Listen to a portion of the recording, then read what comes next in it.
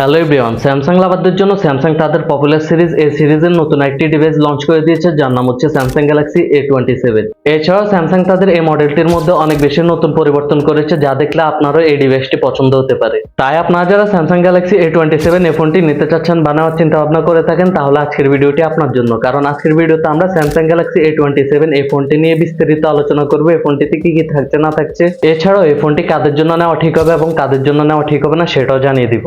তো চলুন বেশি কথা না বাড়িয়ে ভিডিওটি শুরু করি। তো প্রথমে এই ফোনটির লুক, ডিজাইন এবং বিল্ড কোয়ালিটির কথা বলতে গেলে এই ফোনটির ব্যাক প্যানেলে ব্যবহার করা হয়েছে গ্লাস। তবে সামনের দিকে এর আগে এই সিরিজের যতগুলো মডেল বের হয়েছে সবগুলোতে কিন্তু ওয়াটার ড্রপ নচ ডিসপ্লে ব্যবহার করেছে। তবে এই মডেলটিতে আপনারা পাচ্ছেন মিডল পাঞ্চল কাটআউট ডিসপ্লে, যেটা খুবই ভালো বিষয়। এছাড়াও ডিসপ্লেটির মধ্যে রয়েছে কর্নিং গোরিলা গ্লাস ভিক্টাস প্লাসের প্রোটেকশন, যার ফলে এই ডিসপ্লেটি মোটামুটি শক্তপোক্তই হবে। বিল্ড কোয়ালিটি হিসেবে এই ফোনটিতে রয়েছে IP64 এর রেটিং, যার ফলে হালকা পাতলা ধুলাবালি এবং বৃষ্টির ছিটাফোঁটা পড়লে কোনো ধরনের সমস্যাই হবে না। তো ওভারঅল এই ফোনটির লুক, ডিজাইন এবং বিল্ড কোয়ালিটির কথা বলতে গেলে আমার কাছে আগেরগুলোর থেকে অনেক বেশি ভালো লেগেছে। আপনাদের কাছে কেমন লেগেছে সেটা অবশ্যই কমেন্ট করে জানাবেন, বিশেষ করে স্যামসাং লাভাররা। তো এবার এই ফোনটির ডিসপ্লের ব্যাপারে কথা বলতে গেলে ডিসপ্লে হিসেবে এই ফোনটিতে ব্যবহার করা হয়েছে 6.7 ইঞ্চের একটি সুপার অ্যামোলেড ডিসপ্লে, যার মধ্যে রয়েছে ফুল এইচডি প্লাস রেজুলেশন, যার ফলে এই ডিসপ্লেটিতে আপনারা কন্টেন্ট ওয়াচিং করে টপ নচ কোয়ালিটি পাবেন। এছাড়াও 120 হার্জ এর রিফ্রেশ রেট ব্যবহার করেছে, যার ফলে এই ফোনটি দিয়ে আপনারা ভালোই টাচ রেসপন্স পাবেন। তো এবার এই ফোনটির ক্যামেরা সেটআপের কথা বলতে গেলে এই ফোনটির রিয়ার প্যানেলে ব্যবহার করা হচ্ছে ট্রিপল ক্যামেরা সেটআপ। তার মধ্যে একটি হচ্ছে 50 মেগাপিক্সেলের প্রাইমারি লেন্স, আরেকটি হচ্ছে 5 মেগাপিক্সেলের আলট্রা ওয়াইড লেন্স, আরেকটি হচ্ছে 2 মেগাপিক্সেলের ম্যাক্রো সেন্সর, যেটা ইউজলেস।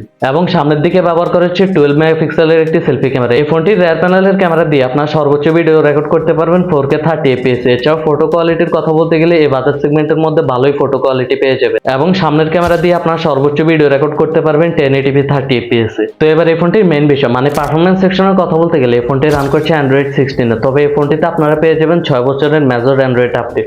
আর প্রসেসরের কথা বলতে গেলে এর আগে যেসব মডেলগুলো রয়েছে সেগুলোতে কিন্তু এক্সিনোসের প্রসেসর ব্যবহার করা হয়েছে, আর এই ফোনটিতে ব্যবহার করা হয়েছে স্ন্যাপড্রাগনের 6 Gen 3 চিপসেট, যেটি 4 ন্যানোমিটার আর্কিটেকচারের উপর বিল্ড করে তৈরি। স্ন্যাপড্রাগনের এই চিপসেটটি মোটামুটি ভালোই ক্যাপাবল একটি চিপসেট, যার ফলে আপনারা যারা PUBG, free fire, call of ডিউটির মতো গেমগুলো খেলেন সেগুলো ইজিলি লো সেটিংস বা মিডিয়াম সেটিংসে খেলতে পারবেন। এছাড়া ডেইলি ইউসেজের জন্য যেসব কাজবাজগুলো রয়েছে, যেমন ইউটিউব চালানো, ফেসবুক চালানো, এছাড়াও সোশ্যাল মিডিয়া ব্রাউজিং করা, এগুলো খুব সহজেই করতে পারবেন। এবং স্যামসাং এর One UI থাকার ফলে এই ফোনটি থেকে ভালোই পারফরমেন্স পাবেন। তো এবার এই ফোনটির ব্যাটারি সেটআপের কথা বলতে গেলে এই ফোনটিতে রয়েছে 5000 mAh এর একটি ব্যাটারি এবং এই ফোনটি সাপোর্ট করবে 25 ওয়াটের চার্জার। তবে চার্জারটা বক্সে থাকবে না, আলাদা করে কিনে নিতে হবে, শুধু কেবলটা পাবেন। ওভারঅল এই ফোনটির কথা বলতে গেলে আপনারা যারা স্যামসাং লাভার রয়েছেন এবং এই সিরিজটা অনেক বেশি পছন্দ করে থাকেন বা ব্যবহার করেন, আশা করছি আপনাদের কাছে এই ফোনটি ভালোই লাগবে। তো এবার এই ফোনটির প্রাইস এবং লঞ্চিং ডেটের কথা বলতে গেলে এটি আগামী কিছুদিনের মধ্যেই বাংলাদেশের মার্কেটে অ্যাভেলেবেল হয়ে যাবে এবং এটার প্রাইস হতে পারে 35 থেকে 40 হাজার টাকার আশেপাশে। তো 35 থেকে 40 হাজার টাকার আশেপাশে স্যামসাং গ্যালাক্সি A27 এই ফোনটি আপনাদের কাছে কেমন লেগেছে সেটা অবশ্যই কমেন্ট করে জানাবেন। আজকের ভিডিওটি ছিল এই পর্যন্ত। এই ভিডিওটি ভালো লেগে থাকলে ভিডিওটিতে একটি লাইক করবেন, চ্যানেলটিকে সাবস্ক্রাইব করে আমাদের পাশে থাকবেন। আজকের জন্য এখানে বিদায় নিচ্ছি। সবাই ভালো থাকবেন, সুস্থ থাকবেন। আল্লাহ হাফেজ।